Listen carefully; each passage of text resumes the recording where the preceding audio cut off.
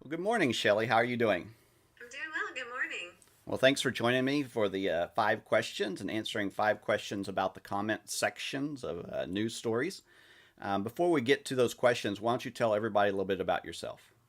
I am Shelley Eisen. I'm the digital news editor for the Christian Chronicle, which is, as most people may know, but just in case, a newspaper that covers churches of Christ all around the world. We hope to unite, inspire, and inform people through our coverage. I've worked here for just about 3 years. My history before that was as a television news reporter and producer for the NBC affiliate here in Oklahoma City. I have two children, a 9-year-old and a 3-year-old, my husband. We are in the process of building a house, so that is all consuming of our life right now. And yeah, my kids take up the rest of my time. So love my family, and my son is 9, as I said. He's in 3rd grade, and my daughter is 3. She's in a 3-year-old program at a local school, and they are a lot of fun. Okay, great. And of course, here's the Chronicle, and most of the people watching this probably receive it, but if they don't, I know that y'all are always looking for new subscribers, and so you go up and Definitely. sign up, and that's y'all send it to people for free. I know y'all ask for Yeah, donations. we do. It's you can go to christianchronicle.org and you can sign up there to subscribe. If you do it online, there is a $35 requested donation. Okay. However, if that's a problem at all, just email us and we can get you on the list. That just helps ensure that we can cover all the costs associated with printing and mailing the paper. So Yeah, and y'all are a award-winning newspaper, and so I just saw we that y'all are. We recently. actually just won. This was our first time to enter this competition. We won the Associated Church Press's top honor for several years. This year we entered the Evangelical Press Association contest. It was our first year to do that, and we won their top newspaper award as well. So Yeah, it's exciting. so y'all have a lot of good people working on some great stories. Yeah, we do. Our editor is Eric Trigestad, our chief correspondent is Bobby Ross Jr., and they both are fabulous reporters with great news background, and they work really hard. So Okay. probably a lot harder than I do, honestly. Well, one of your jobs at the Chronicle is to monitor the comment section of news stories. And so, why do publications like the Chronicle and similar publications need to monitor their comment section? Well, there are multiple reasons. The main reason is for people to not get out of hand. I'm sure anybody who's been on social media can tell that occasionally people get a little out of hand, whether that's people getting angry, name calling, any of those sort of issues. We do have filters set up on our site, so if people are using foul language, it automatically filters those comments out. Also, though, we monitor for that in case something gets by the filter. We also ask that people don't do name calling on our platform. If we notice that, we will get rid of those comments as well. We want it to be a place where people have the freedom to talk and discuss topics, whether they're popular topics in the news around the world or whether it's something that's just on our site. We want people to discuss those things, but we also want them to be respectful of one another. So we monitor the comments to make sure that people are being respectful. It is rare that we monitor out comments. I will say that it is rare. It definitely doesn't happen every day. Most people are pretty respectful. We also believe that there is a balance, a very important balance there. We want people to be able to express themselves. We believe in freedom of speech, and we want people to have that. So while I may not always agree with the comments on our site, I do respect that each person has the right to make that comment. And so mostly we just want to make sure, though, that it is a safe place for people to have these conversations. And we want to make sure people don't get out of hand. Occasionally we will warn people if they are repeat offenders. And we have had to unfortunately block a couple of people because they just want to attack constantly on every post, whether it's relevant to that post or not. And that is very rare as well. I mean, very rare. I could count on one hand the number of times that's happened. But it's just an important thing for us to keep our audience safe. Now, another reason for us to monitor the comments is it helps more people to see our content. It's important for us to monitor them, engage with our audience as well. We try to comment back when it's appropriate, to like comments, just to somehow engage in conversation with people. If they ask questions, we try to catch those answer those questions. If I don't have the answer, I'll get one of my coworkers to chime in and have the answer to that, because not only is that an important part of building that communication with our audience, it's also an important part of building our engagement, and Facebook sees that as a bonus on their algorithm, which everybody's heard of the Facebook algorithm, Yeah. and it's a big mystery. But talking with people helps us on the algorithm, so it also helps more people to see our content. And so that's our hope, is that we can get out to our audience. We have a little over 30,000 people that follow us on our Facebook page. Those numbers are much lower on Twitter and Instagram, around 2,000 to 2,500 on those platforms. But we want to engage with people. And it's not solely to increase the algorithm. We want to have conversation with people. We appreciate our audience. We are grateful for them. It's because of our audience that we're even allowed to do what we do. And so we want to foster that relationship with them and grow that with them whenever possible. Sometimes it's necessary. If people are upset, it's necessary. And sometimes we encourage people to take those conversations off of Facebook if it is something that maybe is going to be more lengthy. We'll encourage them to email us where we can have a better dialogue. Sometimes on Facebook the comments kind of get lost and you don't get a notification, and so we want to make sure that if people have real concerns, that we're able to address those one-on-one if possible. But if the comment section is where they prefer to do that, then we're willing to do that as well. Yeah. Well, and I think you've answered this a little bit, but I sometimes hear people say, don't read the comment sections. Yes. And so they kind of have this notorious reputation for bad behavior. They do. Yeah. So has that been your experience, or why or why not? Yes. I always say that I'm just very grateful that my faith is not in people. That my faith is in God, because people are flawed. We're all sinners. We've all made mistakes. And we are all going to say things that we regret on the internet. I just think it's a part of life at this point in time. And so I used to follow, when I worked at the TV station, people can be very mean in that sense. And so I followed something on Twitter, I think that was don't read the comments or something like that, because it was just a constant stream of, remember, don't read the comments, don't read the comments. Well, now it's part of my job to read the comments. And so I do read them. But I often encourage other people, like, if it's going to bring you negative feelings to read those comments, maybe just don't. Maybe just keep scrolling. If it's going to bring you bitterness or anger in your heart, then maybe just keep scrolling. If you don't have something to add to the conversation, then maybe keep scrolling. It can be a very harsh place. I think some of that self-awareness, if you know that reading the comments brings you anger and frustration, and it makes you just boil inside, and it makes you snap at your family or anything like that, then maybe take a break from it for sure. As much as I do social media for my job, I myself at times thought I really need to take a break from this, because it's not fostering inside of me those qualities that I think are important, and those qualities that will help me grow closer to God. And so I think that sometimes it's important to be very self-aware and realize maybe I shouldn't read these comments, or maybe I shouldn't respond to that right now. I do think it can be a blessing for people sometimes. I know on posts that we've done where people have really laid their heart out there, a lot of times the comments are super supportive. Well, and this is not laying our heart out there, but we just posted about the award that we just won. And people were so encouraging on that, and just said nice things, we love what you guys do, or we support you, or whatever it is that they were saying.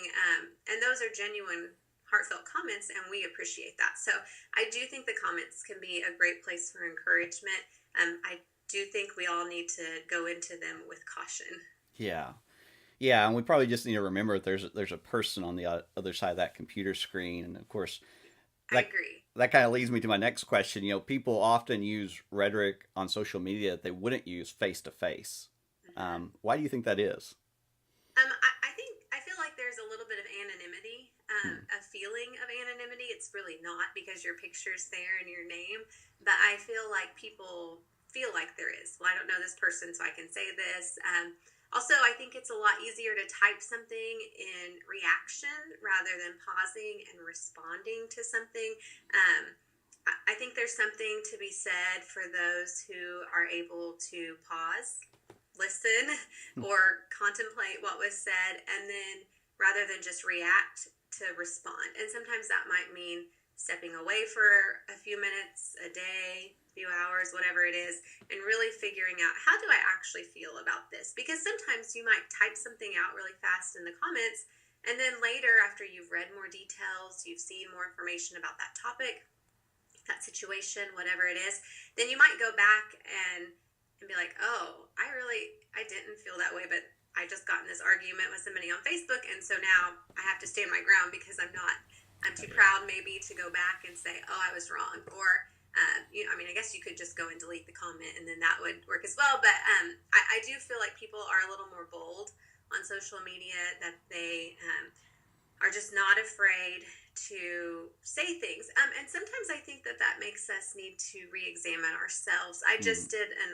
article or column for the Chronicle on, we called it Modern Day Sticks and Stones, sort of that idea of when we were little, people would say sticks and stones may break your bones, but words will never hurt you. Well, the truth is, words really can be piercing, and they can cause a lot of harm. I used the verse from James, with the tongue we praise our Lord and Father, and with it we curse human beings who have been made in God's likeness.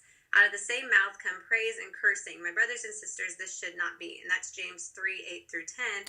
I think of that a lot on social media. I think also we need to think of, out of the overflow of our hearts, what's coming out of our mouths and what we're saying, and just what is it? And so I think we need to be very self-aware when we're online and thinking, am I reflecting God?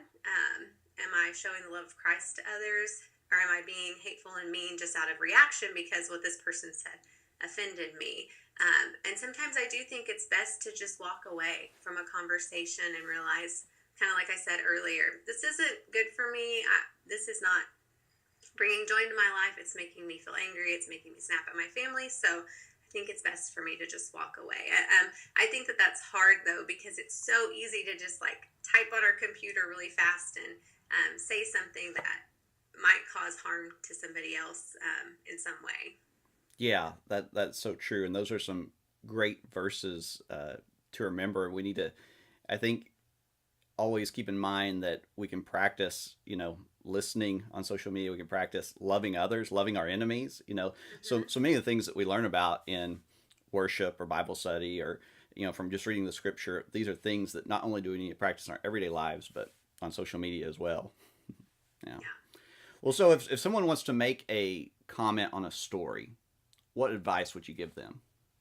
Well, I would encourage them, is what I'm going to say going to add to this conversation? Is it going to be hurtful to somebody else? Is this something that I should say publicly, or is this something that maybe I should say privately? There are occasions where maybe the person and you're commenting on something of theirs, and it might be better to send them a private message, or depending on the closeness, make a phone call, a text message, talk to them the next time you see them. I think sometimes we even hurt those that we love just out of those snap reactions, when in reality, if we would just pause and think about it for a little longer, contemplate what it is that we want to say, kind of goes back to that reaction over response. Make sure that what we're saying is going to be beneficial to somebody. I definitely think that advice, step away, think about it before you just react. And that relationship is an important thing as well. If it's something that could hurt somebody publicly, or shame them publicly, maybe consider saying that privately. I know recently I had a situation with a friend where I said, well, I did this, and then their response, it felt very shaming. There's this whole idea of mom shaming right now, and I'm a young mom, and so it was very harsh, and it was hurtful, and so it's a conversation that I have to have with her, now myself being the one who was harmed by that or feeling harmed by that. And so I think we have to consider that as well. If this is, whether it's on a public page or it's somebody that we know, is this going to bless them and encourage them, or is this going to hurt them? Hmm. And sometimes we need to say those things, like we need to call people back and maybe say things that are hurt. I don't want to say hurtful, but calling them back to in line or to the truth. But I think we need to be careful and maybe say those things privately. Yeah. A comment section is maybe not the best place to have those conversations, because I think we all get a lot more offended in public than we do in private. It's hard to hear a harsh comment or a negative comment one-on-one, but it's a little easier to absorb. If you hear it in front of a group of people, which is what Facebook is, Yeah. then you're going to be a lot more reactionary. You're going to maybe say something hurtful back, and there's going to be damage done in that relationship. And so I think that that is a good thing to consider, maybe saying something privately rather than in that public comment section. Yeah. And I would add, and I'm sure you would agree with this too, but be sure and read the entire article before you comment. That is such a strange idea, isn't it? Yeah. We want to comment. We talk about that a lot here. Sometimes we just want to reply to comments and say, "Did you actually read the article?" Because I think what you're just saying is actually in the article, and so people will question us or our motive or something like that. And we're like, "Well, if you would read it, you'd see we agree with you." And so I do think that's important. It's so easy to read a title or a subhead and just jump out there with your opinion. I mean, I've been guilty of it myself. I think we all have. But when you actually read the article, you might really learn something, or it might change your opinion. I mean, we can all learn something new. So why not just take the 45 seconds it takes to read the article, or the minute, or whatever it is? You never know. You might actually learn something. Oh, yeah. Yeah. Well, I'd like to end on a positive note. And so, what are some good things that you've gotten from reading the comment section, or maybe something that's encouraged you or given you hope? I find it really encouraging when people do take time in the comments to, I'll say, bless somebody else, to write a word of encouragement, to lift somebody up, to say good job. I do think that that is the good side of Facebook, that you really can get a lot of encouragement, whereas in the past maybe people would have to wait till they saw you on a Sunday morning or Wednesday night or whatever it is, to say, "Hey, I saw you on the paper," or "I saw this," or "I saw this," and to say something encouraging, or they'd have to write a note. But this way, the way people say happy birthday to everybody every day, or just writing those good job notes, I think that that's great. I'm also really encouraged by the people who are able to speak truth in a loving, not attacking way. I know sometimes there are comments, or there are posts that we do where the comment section gets a little crazy, a little bit divisive maybe, and we don't like it when it gets divisive, because we feel like that goes against what we're trying to do. But at the same time, that freedom of speech is there. And so I'm always encouraged by those people who come in at those moments and they call people back to a higher purpose, and they, rather than being harsh with people, they in a loving way say, "I don't know, did you consider this?" Or I can't call it any specific examples, I don't think, without like saying people's names or something, and so I don't want to do that. But I just am encouraged by those people who take time to think about what they want to say and to add to the conversation in a way that is not hurtful to other people, but that actually calls people to truth, but at the same time shows love to them, which is really hard to do on the internet. Yeah. I think, the one thing that's lost is tone of voice. You can't tell how someone is saying it. Maybe somebody's being sarcastic, and you just can't tell because it's just words. Yeah. Or maybe they weren't meaning to say, maybe they're just asking a question, but the way they said it sounded attacking, and so, or it seemed like that because of how I read it. And so Yeah. I think that those people who are able to speak very plainly, in a more loving way, I am very encouraged by those people, and I'm always grateful for those people who step in. And I think you've done that on a few, actually, stepped in and just kind of brought a new perspective about, and just kind of made people stop and think a little in the midst of their reactionary posting. Yeah. Well, that's great advice anywhere, but especially on the internet. Think through what you're going to say, That's right. Yeah. Well, y'all are doing a fantastic job, and I want to encourage everyone to follow you on Twitter and Facebook and Instagram, and to subscribe to the Chronicle. And I'll put links up to all those places in the comment section so people can find you and they can connect with you if they haven't already done so. But it'd be well worth their time, because y'all are putting out some fabulous content. We appreciate that. We try really hard to reach our audience, to be relevant to the things going on today, but also to really reach the people who are interested in our content, which are members of Churches of Christ. And so we appreciate the chance to talk with you and those words. We appreciate your kindness and your support as well. Well, thanks a lot, Shelly. Alrighty. And look for another video next week.